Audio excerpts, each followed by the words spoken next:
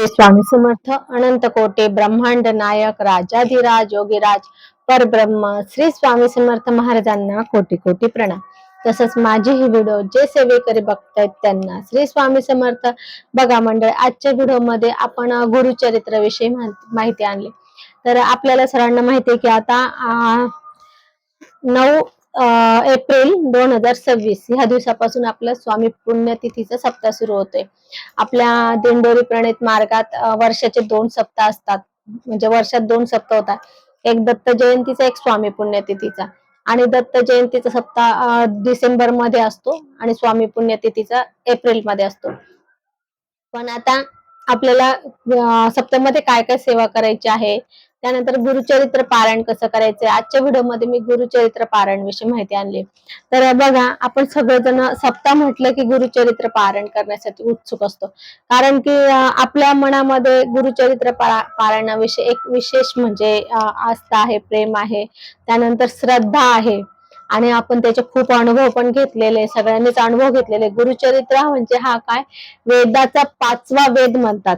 आपले 4 वेद आहे बघा, यजुर्वेद, सामवेद, ऋग्वेद, अथर्ववेद, हे 4 वेद आहे। तर हे 4 वेदामध्ये काय आहे, प्रत्येक वेदांमध्ये काय आहे तर ज्ञान दिलेलं आहे।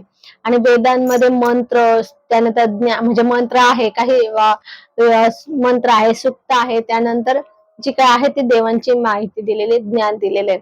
तर तेच आता आपला गुरुचरित्र ग्रंथ हे आपले माऊली म्हणतात का वेदातला 5वा वेद आहे, कारण की त्याच्यामध्ये सुद्धा एवढं ज्ञानाचा सागर आहे आणि खूप मोठं म्हणजे त्याच्यात अनुभूती पण खूप येत असते।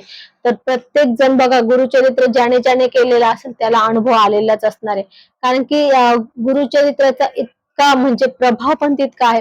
म्हणजे कुठली पण असे सेवा हे तुमचा प्रश्न असेल, तुम्हाला कुठली बाधा झालेली असेल, तुमचा आर्थिक असेल, दैनिक असेल, तुमचा शारीरिक आजार असेल, किंवा तुमचे कोर्ट केस असेल, भांडण असेल, कुठला म्हणजे असा कुठलाच प्रश्न नाही की त्याच्या तो गुरुचरित्र पारायणाने सुटत नाही।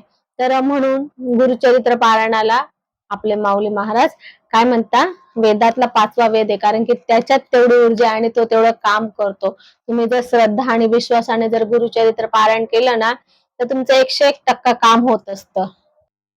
म्हणून त्याच्या अनुभवावरूनच ते 5वा वेद सांगत असतात, कारण की मी सुद्धा स्वतः घेतलेला अनुभव आणि आम्ही प्रश्न उत्तराच्या माध्यमातून देतो ना, तर जेव्हा जेव्हा देतो, ज्याला ज्याला देतो त्याला अनुभव येतो म्हणजे येतोच। तर असा हा गुरुचरित्राचा ग्रंथ आहे बघा, तुम्हाला दाखवते। हा आपल्या केंद्राचा आहे, थोडा उलटा दिसतोय, सॉरी याचं नाव उलट दिसत आहे। तर हा आपल्या केंद्राचा म्हणजे दिंडोरी प्रणित केंद्राचा हा गुरुचरित्र ग्रंथ आहे। आणि हा जो ग्रंथ आहे हा महिलांनी वाचायला चालतो। बरेच वेळा आपण ऐकलेलं आहे जुन्या लोकांच्या तोंडून की गुरुचरित्र महिलांनी वाचू नये, तर त्यामुळे महिला करत नव्हत्या गुरुचरित्र पारायण। तर त्याच्या मागचं कारण पण असं होतं, ते आपल्याला कसं असतं, आपल्याला अर्धवट ज्ञान मिळालं तर आपल्याला रुकरुके पण लागते, आणि का ते जर समजलं नाही तर आपण ते लक्षात पण ठेवत करतच ते नको करायला ती गोष्ट करतो, कारण की त्याचं जर आपल्याला पूर्ण ज्ञान मिळालं तर आपण करत नाही। तर म्हणून आता तुम्हाला सांगते की जे पहिलं जुनं गुरुचरित्र होतं ना, ते महिलांनी वाचू नव्हतं। आता वाचू का नाही, तर त्याचं मागचं कारण असं होतं की गुरुचरित्र ग्रंथ पहिला खूप मोठा होता।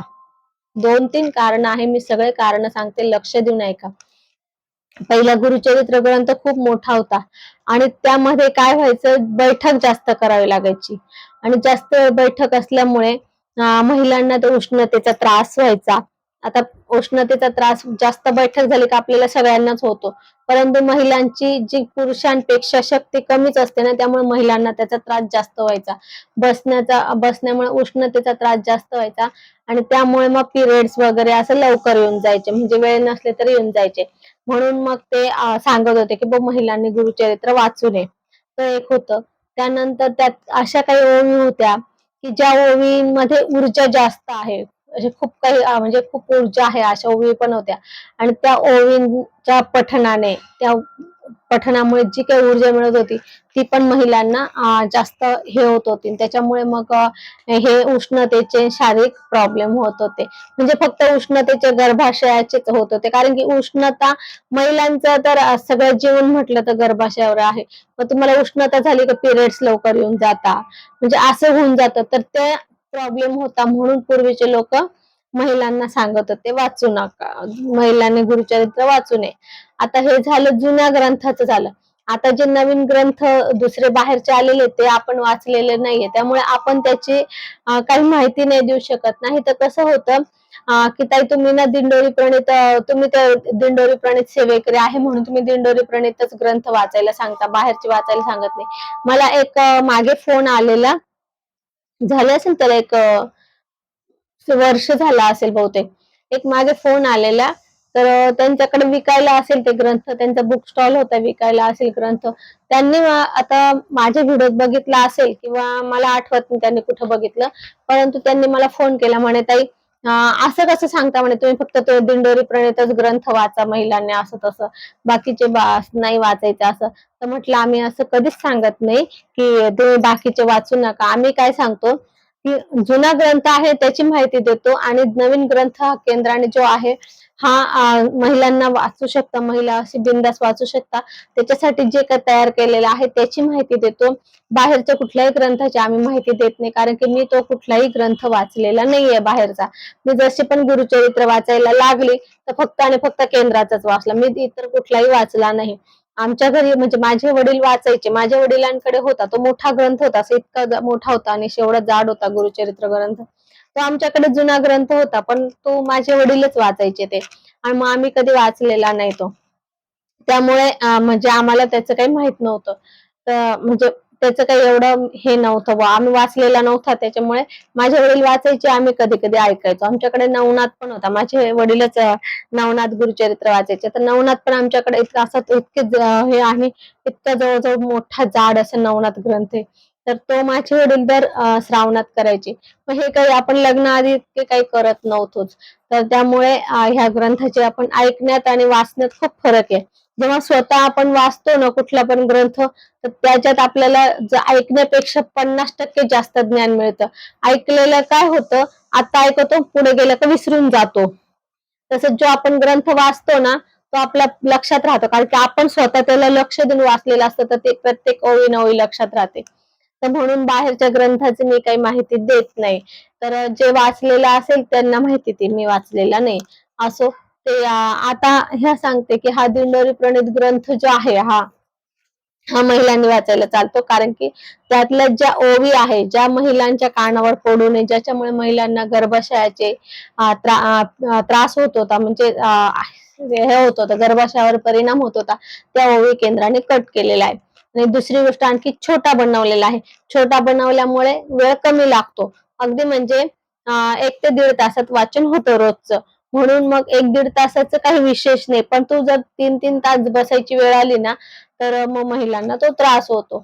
म्हणून पहिल्या लोकांचं असं होतं म्हणणं, की महिलांनी वाचू नये. आता केंद्रातून जसं माऊलींचे वडील जे दादासाहेब, तर परमपूज्य दादासाहेब, तर तेव्हा त्यांनी त्यांनी हा ग्रंथ हे केलेला, छापलेला आहे आणि त्यांनी महिलांना वाचायला परवानगी दिली. तर आज लाखो महिला ग्रंथ हा जो आहे दिंडोरी प्रणीत ग्रंथ वाचून अनुभव घेत आहे. त्यामुळे असं नाही की तुम्ही हे हा ग्रंथ वाचलाच पाहिजे किंवा दुसरा बाहेरचा वाचला नाही पाहिजे. परंतु जो आहे तो अनुभवावरून आम्ही सांगतो आहे, की ह्या ग्रंथाचे अनुभव आम्ही खूप घेतलेले आहे. लाखो सेवेकरांनी अनुभव घेतलेले आहे म्हणून सांगतो. आता बघा प्रत्येक सप्त्यामध्ये जवळ-जवळ इतके 8-10 लाख सेवेकरी पारायणाला बसतात. आता जो दत्त जयंतीचा सप्ताह येऊन गेला ना, डिसेंबरचा, तर आपण बघितला असेल तर 50 ते 55 लाख सेवेकरी पारायणाला बसलेले होते. म्हणजे पारायण झाले एवढे. तर मग तुम्ही विचार करा, की एवढे सेवेकरी पारायण करताय. त्याचा अर्थ तो पण दिंडोरी प्रणीत, त्याचा अर्थ त्यांनी एवढे अनुभव घेतलेले आहे म्हणून. तर म्हणून असं आहे, की हा ग्रंथ महिलांना वाचायला चालतो. त्यामुळे निःसंकोच वाचा. पुरुषांनी सुद्धा वाचलं तर बेटर आहे. आजकाल धावपळीच्या युगामध्ये एवढं कोणाला वेळ नाहीये 2-3 तास द्यायला. तर आपला केंद्राचा ग्रंथ हा छोटा आहे आणि अगदी सोपी मराठी भाषेत आहे. त्यामुळे पटकन वाचन होतं, सहज समजतं. म्हणून हा ग्रंथ आपला श्री गुरुचरित्र आहे दिंडोरी प्रणीत. आता आपल्या 9 तारखेला 9 एप्रिल ते 15 एप्रिल तर स्वामी पुण्यतिथी सप्ताह आहे. त्या सप्त्यामध्ये आपल्याला गुरुचरित्र पारायण करायचं आहे. जास्तीत जास्त आपण ह्या पारायणाचे सेवा करायची आहे. जर केंद्रात आपल्याला बसायला भेटलं तर उत्तमच आहे. आपल्या जवळपास केंद्र असेल तर, नसेल केंद्र तर आपण घरी करा, पण करा. तर असो, थोडा व्हिडिओ मोठा झाला का? 10 मिनिटाचा होऊन गेला. आता पुढच्या व्हिडिओमध्ये ते कसं वाचायचं ते सांगते. कारण की ऑलरेडी हा व्हिडिओ 10 मिनिटाचा होऊन गेलेला आहे. पण आजच्या व्हिडिओमध्ये आपल्याला हे कळालं की दिंडोरी प्रणीत ग्रंथ हा महिलांनी का वाचावा. बरोबर आहे ना? दिंडोरी प्रणीत ग्रंथ हा गुरुचरित्र ग्रंथ हा महिलांनी का वाचावा. आजच्या व्हिडिओमध्ये आपल्याला डिटेल्स माहिती दिलेली आहे. तर असो, आज आपण इथेच थांबू. झालेली सेवा स्वामींच्या चरणी अर्पण करू. आपल्याला जर माझा हा व्हिडिओ आवडला असेल तर लाईक शेअर कमेंट करा. माझ्या चॅनलला सबस्क्राईब करा. श्री स्वामी समर्थ.